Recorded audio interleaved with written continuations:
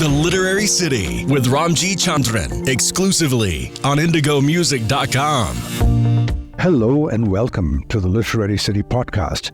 I'm your host, Ramjee Chandran, and with me today is my guest, Australian historian and author John Zubrzycki. His book is titled The Shortest History of India and, true to its name, covers all of Indian history in less than just 200 pages. John Zubrzycki is also the author of another wonderful book about the history of magicians from India titled Jaduwalas, Jugglers and Jinns. It is a fascinating book, and as you can imagine, this was a fascinating conversation. We begin with John Zubrzycki reading from his book.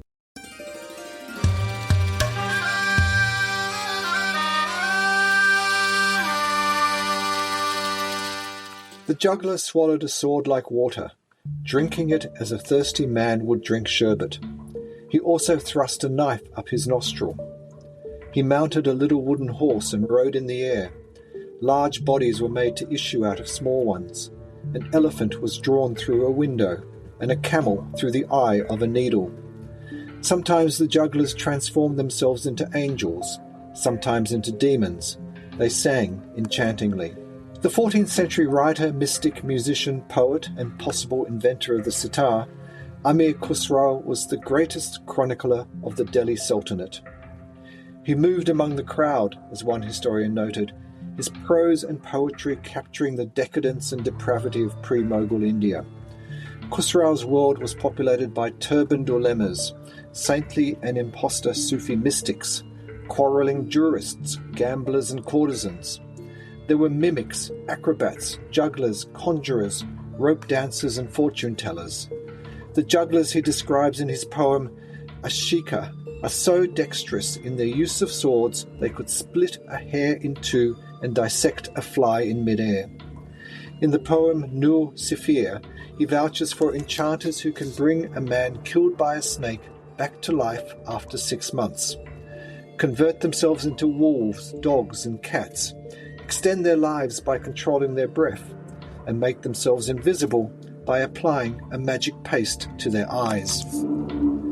Writing in 1935 in the Journal of the Asiatic Society of Bengal, Kunwar Ashraf combed through the works of Khusrau and others of the period to compile a kaleidoscopic portrait of life in the Delhi Sultanate.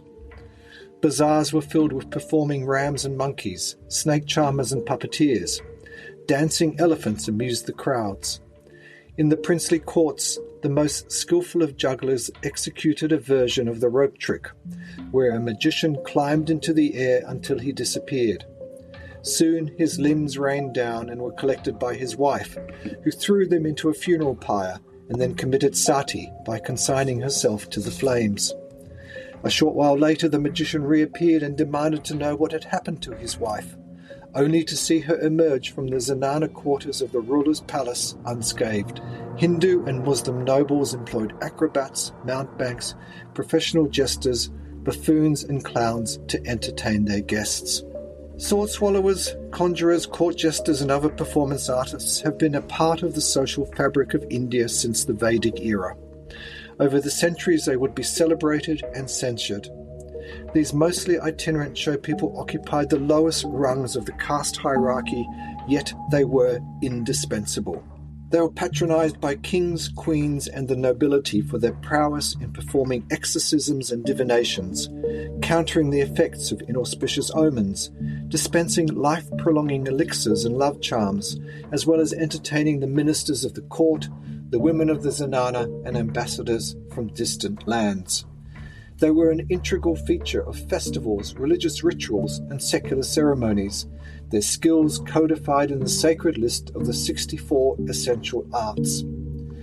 Travellers and chroniclers would leave descriptions of extraordinary feats of physical dexterity and talismanic devilry, staged in dusty village squares and the cool marble courtyards of palaces and havelis. Their wonder-working abilities were celebrated in literature and poetry. Magicians appeared in Hindu dramas bearing bunches of peacock feathers to cast spells and executed feats of legerdemain. As early as the 7th century BCE, universities such as Taxila offered a curriculum that included the study of magic charms, knowledge of spells for bringing the dead back to life, and understanding animal cries, snake charming, and the treatment of snake bites, as well as divination, archery, elephant lore, and medicine.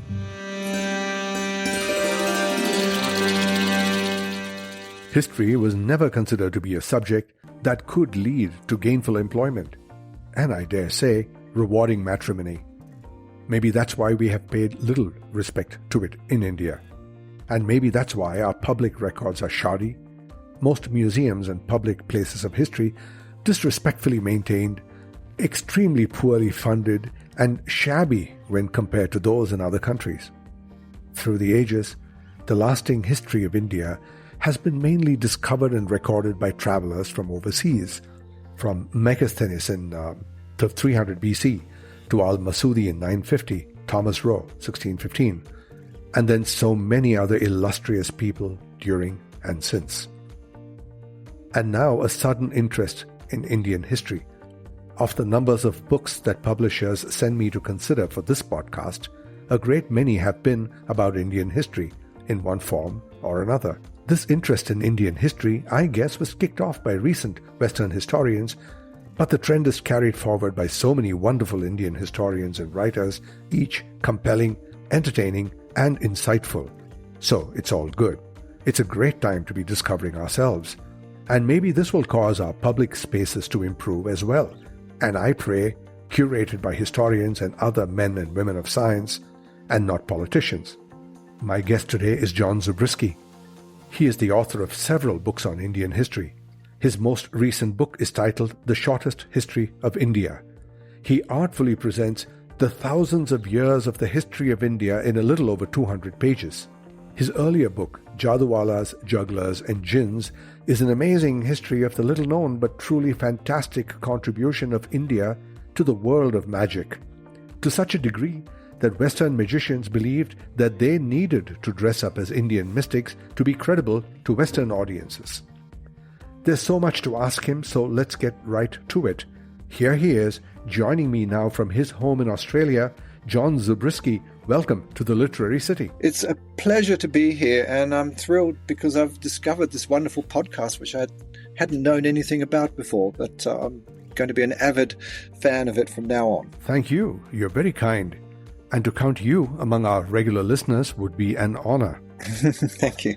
So you're joining us from your home in, where exactly are you? I'm in rural New South Wales. I'm sort of midway between Sydney and Canberra on a large farm with my nearest neighbour more than a kilometre away. So it's a perfect place to for a writer to live. Is the name of your town Paradise?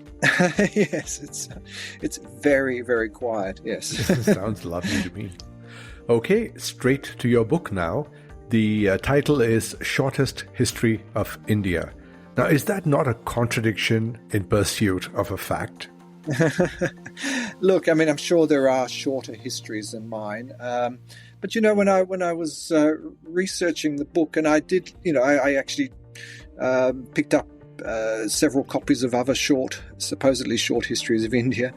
And, I found that some concentrated more on the cultural side of things, some concentrated more on certain periods, some started later than others. I felt like I really wanted to do something that was going to be comprehensive, that was really going to be, the book, I mean, it spans 5,000 years of history. In fact, it probably spans more because I talk about the arrival of, the out of Africa migration to India, which was about 65,000 years ago.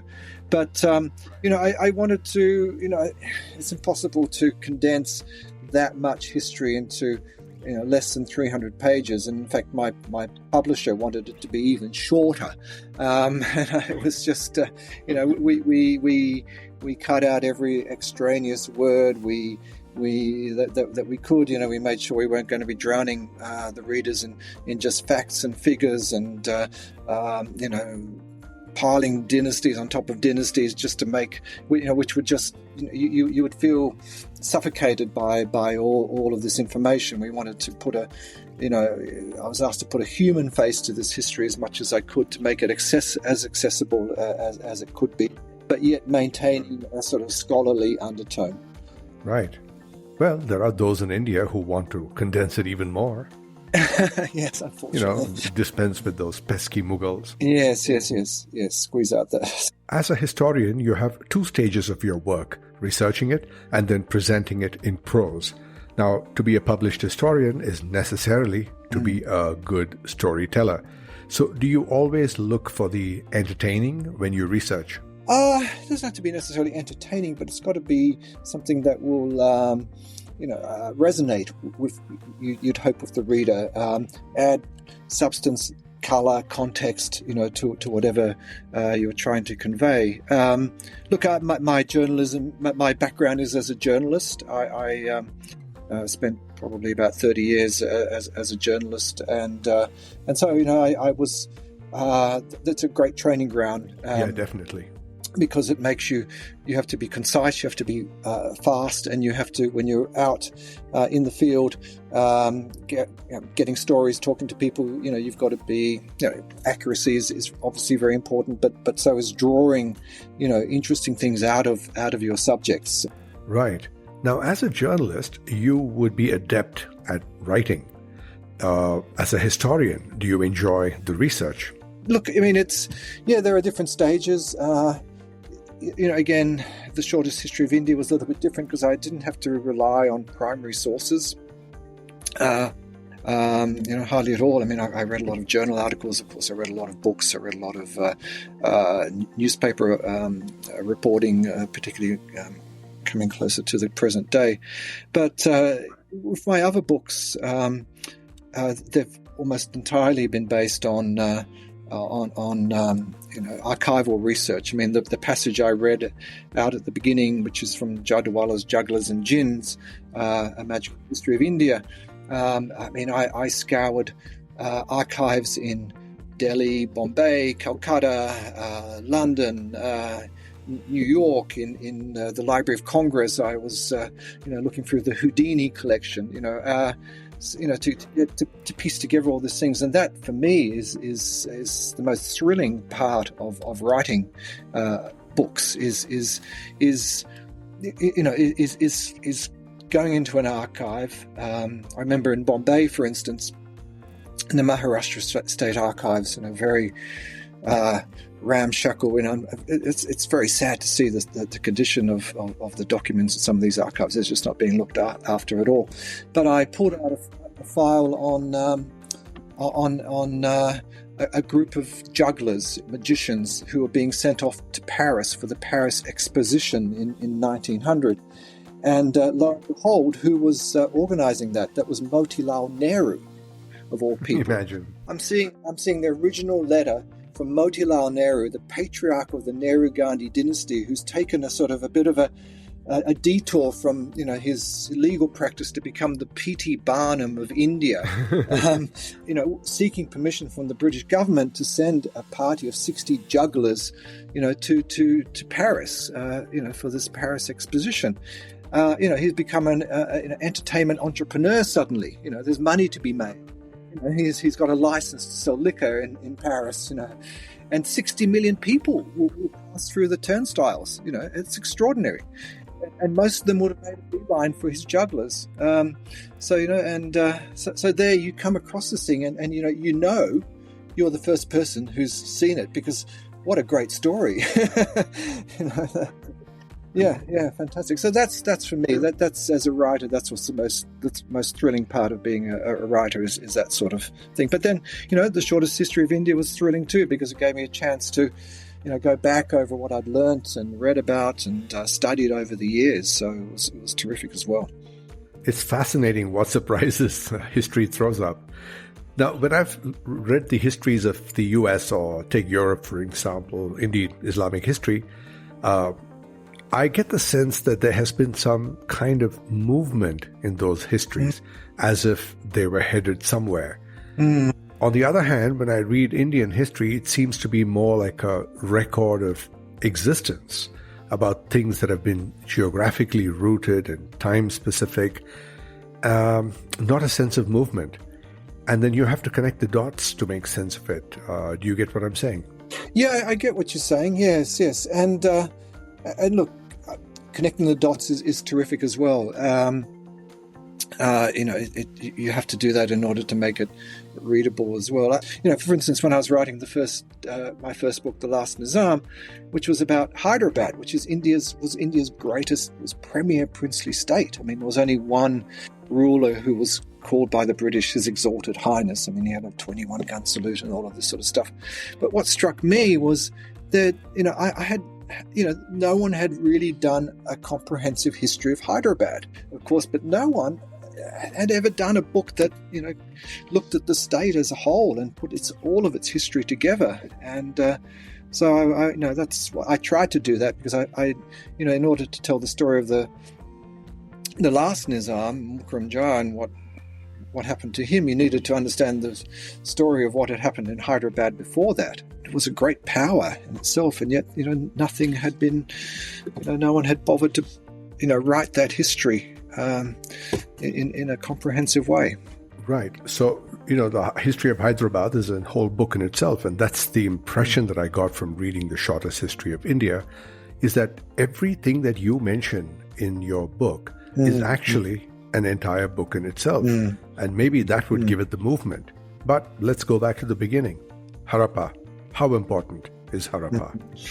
Oh, Harappa is extremely important. I mean, it was the greatest civilization of its day.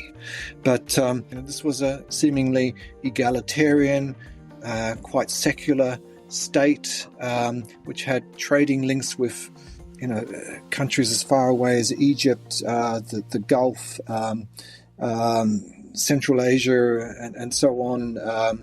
It was an extremely well-organized society. When you look at the uniformity of town, of the town planning, whether it's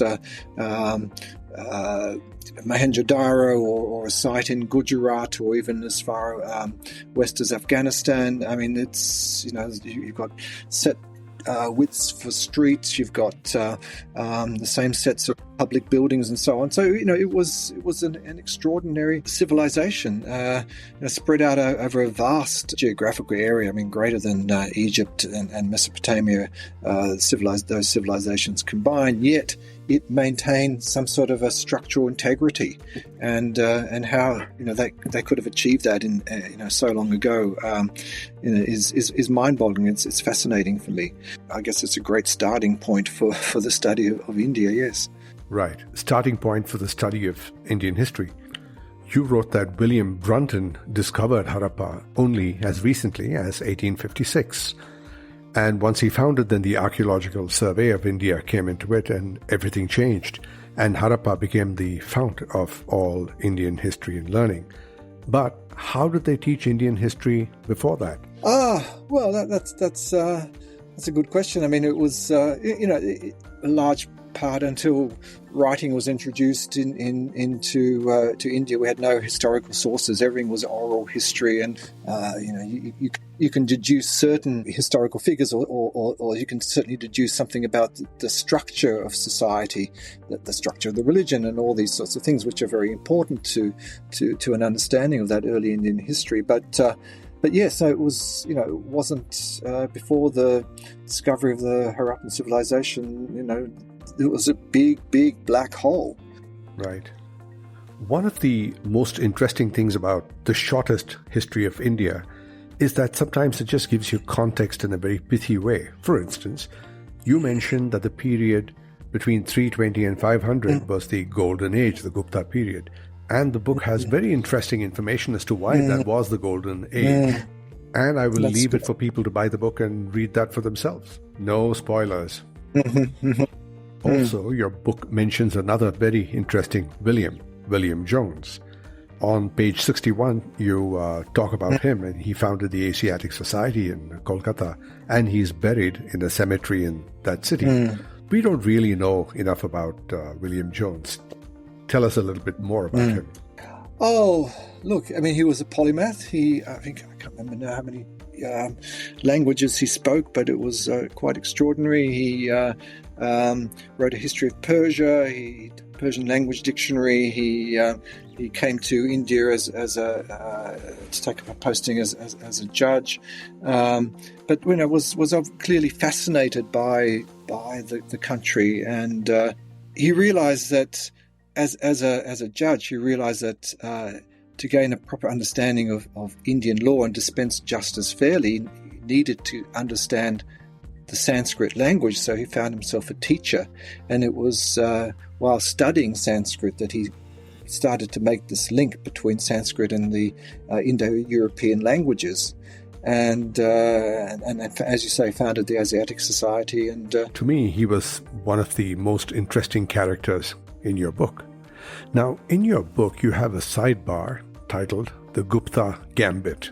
It's all about chess, and I'm a chess player, very amateur. And William Jones, did you know that he had written a chess poem? No, I didn't. He wrote this poem, Kaisa, when he was 17 years old, and this was in 1763. There's a very nice reading of that poem in the archives, and I'll put up a link in the podcast description. In your book, Jaduwalas, Jugglers, and Jinns, a couple of points stand out for me, and one of them is the great Indian rope trick. And I quote this passage from your book. Whether the rope feat was an oriental jack in the beanstalk or just hocus pocus, it would become the most debated subject in corridors and meeting rooms of magic societies in the first decades of the 20th century. And then there's this description of Ibn Battuta in Cortes' court, watching this illusion. A guy climbs up the rope, goes after his apprentice who already climbed the rope, and throws the apprentice's body parts to the ground and then brings him back to life. You say that this had a profound effect on Ibn Battuta? Yeah, it did, yeah. He had to be revived with smelling salts or something like that. He fainted whenever he saw that happening, yes. As you would. I mean, I think I would as well. But, I have actually seen some pretty gory magic being performed, including, when I was traveling through Bengal in the early 70s and seeing a magician skewer his young assistant with a knife through the neck and hold him up. Wow. For all of us to see. And as far as I could see it, I was standing just maybe a meter away from him. There was no trickery involved. It was a real knife going through his neck.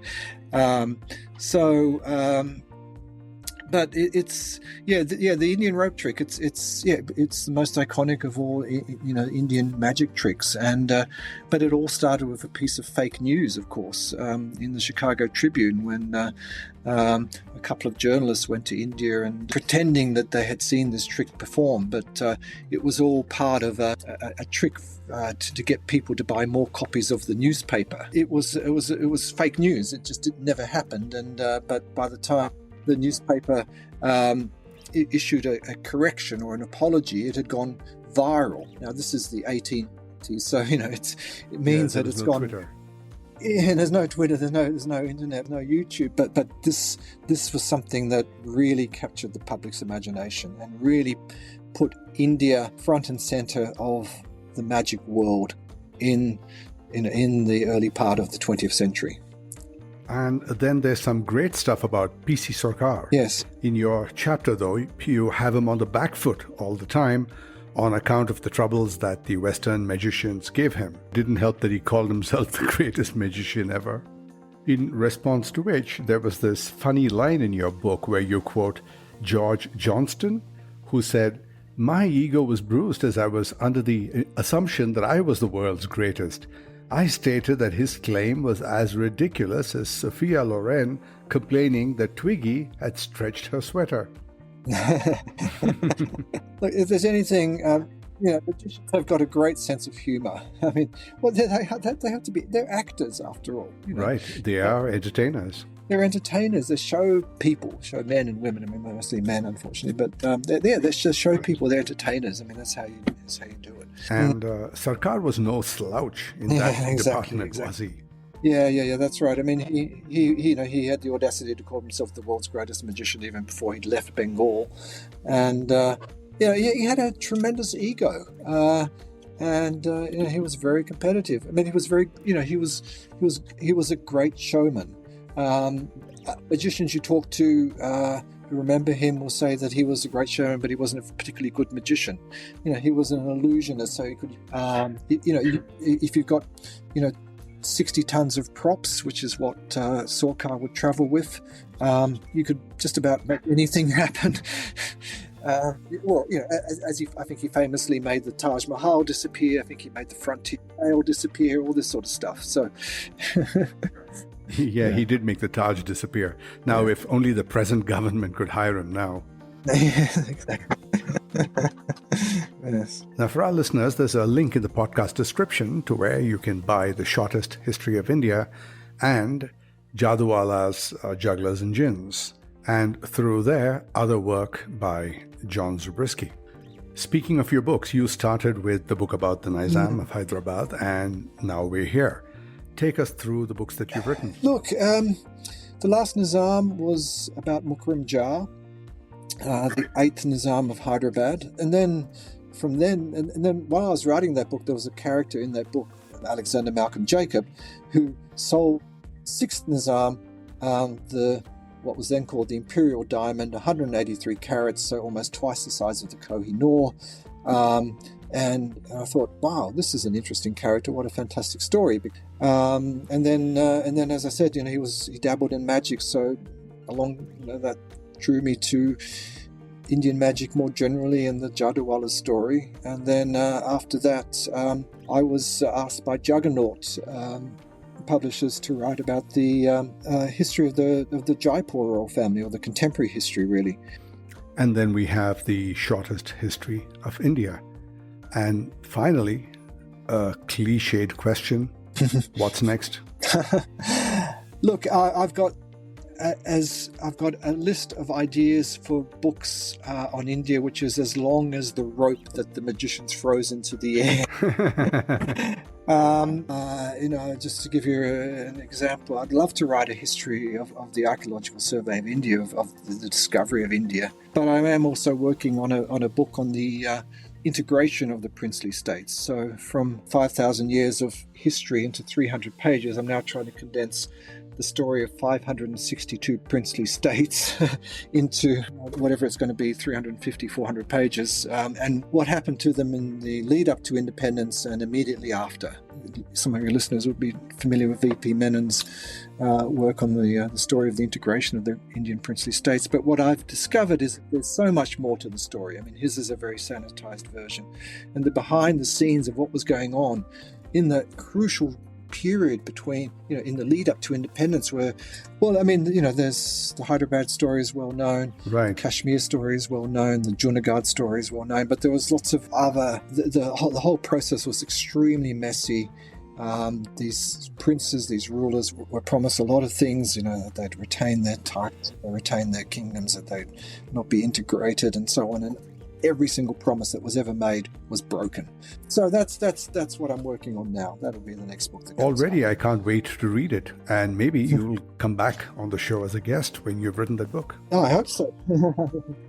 Yeah. And in anticipation, John Zubrzycki, thank you so much for being my guest today on The Literary City. Thank you, Ramjee. That's been a pleasure. And that was John Zubrzycki, the author of The Shortest History of India, available everywhere. And I will be back next week with another fascinating guest, Deepthi Navratna, a musician, scientist, and author of the book Maverick Maharaja, about the forward-thinking and progressive Maharaja of Mysore, Jai Chamarajendra Wadeyar. This is The Literary City with me, Ramjee Chandran, on the always fun, always entertaining IndigoMusic.com. Stay tuned.